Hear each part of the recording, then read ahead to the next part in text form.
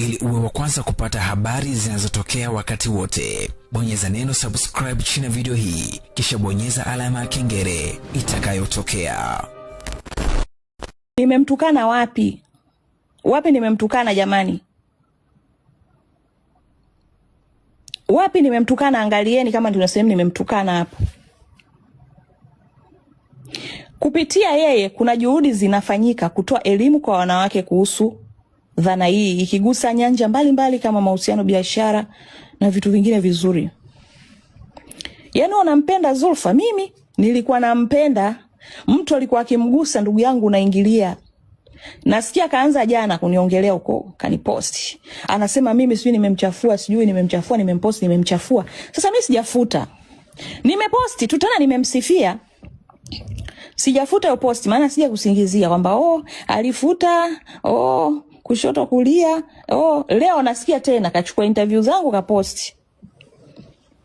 Sasa mimi alikuwa ananisumbua, ananiomba interview, ananiomba nimwandike nimsifie, ananipa dikashen za kumsifia. Nina voice note, nina simu akiwa ananiambia nimbembelezee mama yake hataki kumsikia. Anakuwa na mahusiano na Ali. Yeye anampenda sana, kapambana sana kuswali.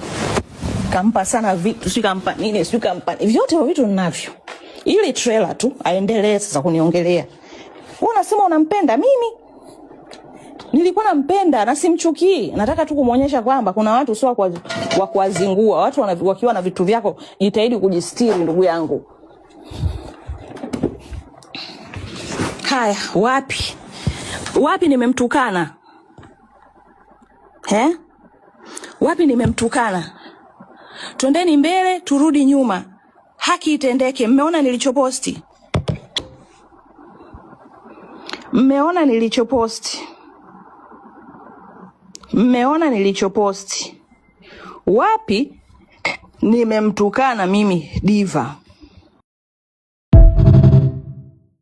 Ili uwe wa kwanza kupata habari zinazotokea wakati wote, bonyeza neno subscribe chini ya video hii, kisha bonyeza alama ya kengele itakayotokea.